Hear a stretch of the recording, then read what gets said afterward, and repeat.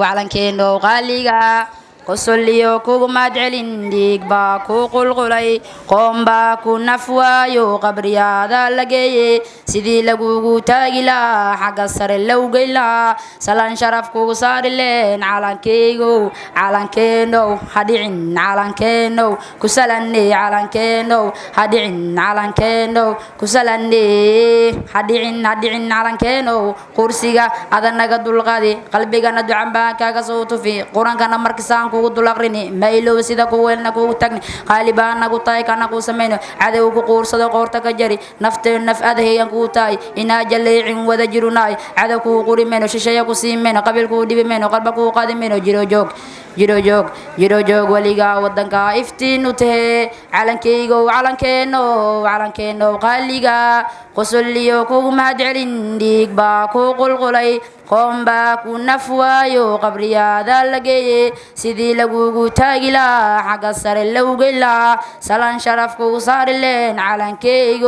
calankeenow hadhicin calankeenow ku salanne calankeenow hadhicin calankeenow ku salanne calankeygow ilaa nafta intay igu jirto waa ku difaacay kisheeye la saftana waa la dagaalay hubkiyo qorigana waa ku ridi kuwa culus kuwa fudud waa ku ridi ilaa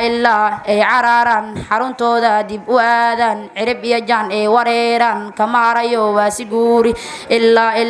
ay kaaba baahan waana muujin calankeyga awoodiyo muwaadiisa adinkaanaasa soomaalay ismuujiya calanka qaata calankiina ha muuqde duni walbo ha ka muuqde dunido idil hayaawaane salaan sharaf ha u saarane ayagoo ku eegi indhahooda calankeygo qaaliga qosoliyo kugu madcelin dhiig baa ku qulqulay qoom baa ku nafwaayo qabriyaada la geeyey sidii lagugu taagi lahaa xagga sare low geyn lahaa salaan sharaf kugu saari leen calankeygo hadhicin calankeygo ku salanne calankeygo hadhicin calankeygo ku salanne.